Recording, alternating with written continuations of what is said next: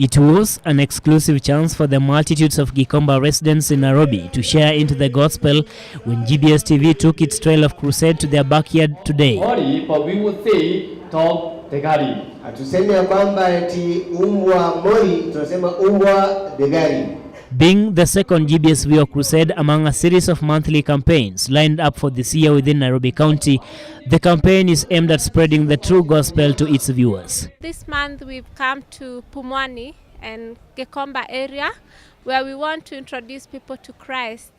So we really want to bring hope back to Kenyans, and through God they're able to change their lives and live a better life.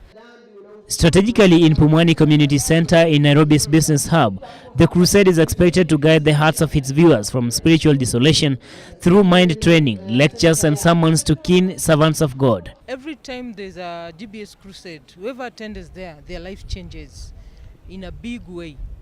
They might not realize then, but with the time they came to realize the truth that they have gotten from this word. And if they continue with it, through guidance and fellowship through GBS, they'll really find the truth of what God really wants them to be in this world. The GBS Viewer Crusade in Pumwani will run through Saturday this weekend.